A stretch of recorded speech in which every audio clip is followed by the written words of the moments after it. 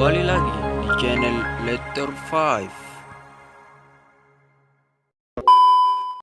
Pada hari Sabtu, di Kelurahan Jatiwaringin, Kecamatan Pondok Gede, Kota Bekasi, Jawa Barat, Ustadz Abdul Somad memberikan ceramah kepada puluhan pelawak. Salah satu peserta yang hadir adalah pelawak Komeng. Pada momen tanya jawab, Komeng membuat geger suasana ruangan karena mengaku tidak paham dengan penjelasan UAS. Dikenal sebagai komedian senior, Komeng selalu dengan mudah membuat orang di sekitarnya tertawa.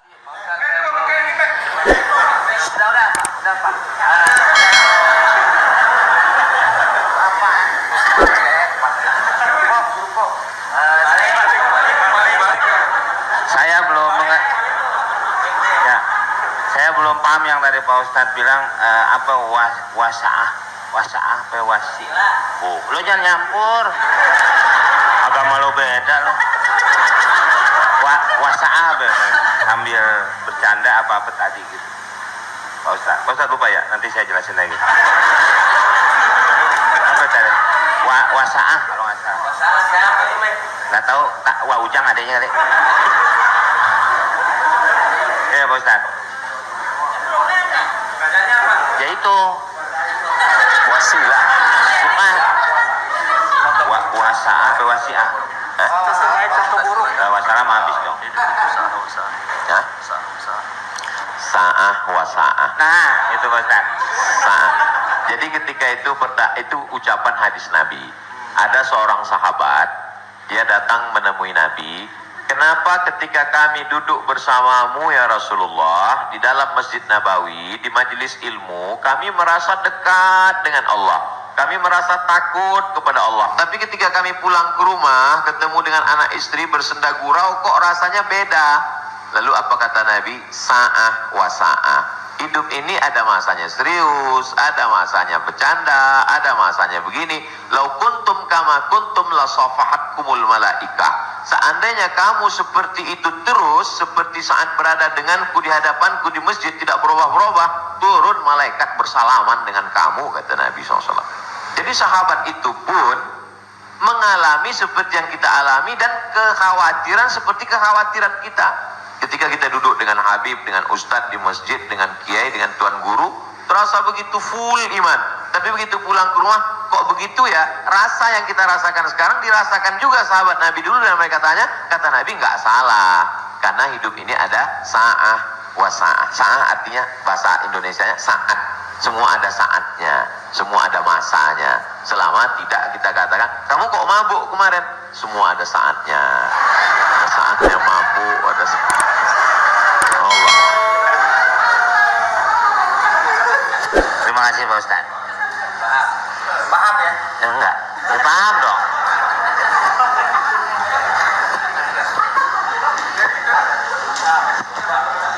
Silakan, ada yang mau bertanya? Kita minta 2 orang dulu dari teman-teman pelawak dulu. Ya, nampaknya muka lagi banyak masalah. Silakan. Yang mau bertanya? Adek Jigo. Bismillahirrahmanirrahim. Assalamualaikum warahmatullahi wabarakatuh. Terima kasih Ustadz. Kebetulan saya pribadi juga sebagai komedian Ustadz. Dan mewakili teman-teman semua, kakak-kakak, abang-abang semua, kita di panggung itu selalu menghibur. Namun ketika momen ada sesuatu yang harus kita keluarkan, kadang menjatuhkan orang, mulai dari fisik, mencela dan lain-lain. Yang saya mau tanyakan, apakah dengan niat kita menghibur menjadi catatan, apakah menjadi catatan dosa untuk kita? Terima kasih Ustaz. Ada seorang ulama dipanggil Imam Abu Hatim, tapi kemudian di ujung namanya itu ditambahkan kata al-asom. Asom diambil dari kata summum bukmun omyun. Omyun buta, bukmun bisu, summun tuli, peka. Jadi Abu Hatim al-asom artinya Abu Hatim peka, tuli. Secara bahasa itu menjatuhkan orang. Siapa itu? Itu Abu Hatim peka, Abu Hatim tuli. Karena ada beberapa orang, ada Abu Hatim, yang ini Abu Hatim peka, tuli. Tapi kenapa nama itu tetap tersemat di belakang namanya, dan tidak ada ulama yang melarang menggunakan peka itu di belakang namanya? Karena dia tidak merasa dijatuhkan dengan itu. Lalu kemudian itu pula tidak menjatuhkan dia di depan orang banyak. Apa sebab kronologis dia dipanggil Al-Asam? Dia seorang ulama. Suatu ketika dia sedang duduk, datang seorang anak gadis bertanya fatwa kepada dia. Saat anak gadis itu bertanya fatwa tentang hukum halal haram suatu masalah, mungkin karena wallahu a'lam bishawab atau saking groginya atau saking kentut anak gadis itu di depan dia. Dia ingin menjaga marwah, harkat martabat anak gadis ini supaya jangan sampai merasa malu, maka dia diam pura-pura nggak dengar. Akhirnya anak gadis itu nggak jadi malu, pulang dan dia cerita ke orang lain. Aku tadi mengalami begini dan aku kentut di depan Imam Abu Hatim. Terus apa komen dia? Ternyata Abu Hatim itu peka. Panggil orang Imam Abu Hatim Al-Asam, peka. Sampai akhirnya setelah anak gadis itu meninggal, Imam Abu Hatim Al-Asam panjang umurnya, meninggal anak gadis itu, barulah Abu Hatim mengatakan, aku sebetulnya nggak peka, hanya ingin menjaga kehormatan dirinya. Jadi kisah Abu Hatim Al-Asam dapat kita pahami dua makna. Satu sisi ada saatnya kita menjaga kehormatan orang sampai mati dia. Tapi ada satu sisi kalimat yang nampaknya menjatuhkan sebenarnya tidak menjatuhkan selama kita masih saling paham, saling memahami, saling mengerti. Ada kata-kata yang mungkin kita gunakan tapi menjatuhkan dia. Padahal sepertinya pujian. Tapi ada kata-kata yang sepertinya. Jadi kalau sudah saling memahami, orang pun mengerti, maka dia tidak menjadi suatu celaan. Ya ayyuhalladzina amanu, hai orang beriman, ijtanibu katsiran minadh-dhann, jauhilah prasangka buruk, inna ba'dadh-dhanni itsmun, wala tajassasu, jangan mencari-cari kesalahan orang, wala yaghtab ba'dukum ba'dha, jangan ghibah membicarakan aib orang lain, la talmizu bil alqab, janganlah kamu menggunakan gelaran-gelaran yang jelek. Bukankah tuli itu gelaran yang jelek? Iya. Tapi saat itu digunakannya bukan untuk menjatuhkan, dan mereka saling memahami tentang hal itu. Wallahu a'lam bishawab. Baik Ustaz, satu pertanyaan seputar dunia entertain. Ketika orang memerankan misalnya, mohon maaf lahir batin, main film seks, selama film itu diputar terus, sementara orangnya udah hijrah, dan saat ini film itu diputar, itu jariahnya seperti apa tuh Ustaz? Nah, ini mohon maaf lahir batin Ustaz. Hah? Nonton sama bini gue berdua.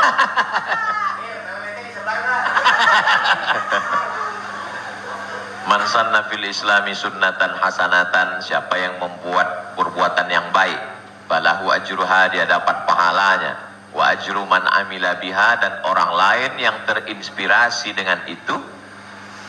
Jadi kalau Paski membuat rumah tahfiz, lalu kemudian komunitas-komunitas yang lain terinspirasi dengan itu, maka dapat pahala min ghairi an yanqusa min ujurihim syai'un. Pahala mereka tidak berkurang, sama-sama dapat 100 min ba'di, setelah mati. Itu kalau yang baik. Bagaimana dengan yang tidak baik seperti yang tadi? Man sanna fil islami sunnatan sayyi'atan, siapa yang membuat sesuatu yang tidak baik, falahu wizruha, dia dapat dosanya, wa wizru man amila biha, dan dosa orang lain yang melakukannya. Setiap ada terjadi pembunuhan di dunia ini, maka Kabil dapat royalti karena dia yang pertama kali melakukannya. Tapi Kabil tidak sempat taubat, tidak sempat hijrah. Jadi kalau ada yang sempat melakukan perbuatan jelek, dosa, saat dia taubat, dia buat konferensi pers, saya sudah taubat, sudah mu'allaf kalau dia tidak Islam.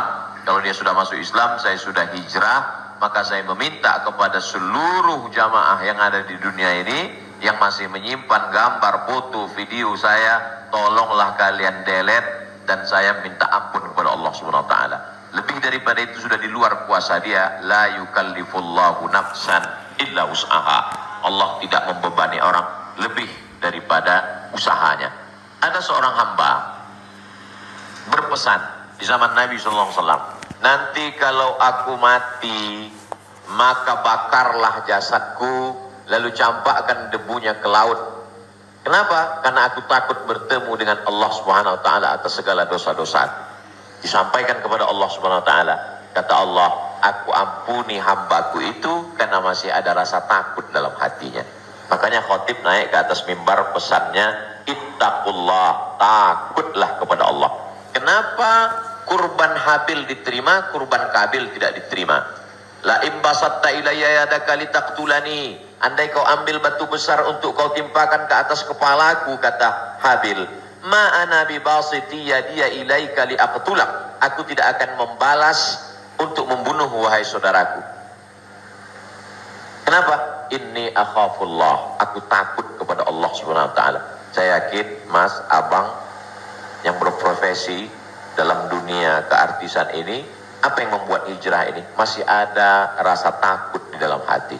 Rasa takut inilah yang kita pupuk bersama.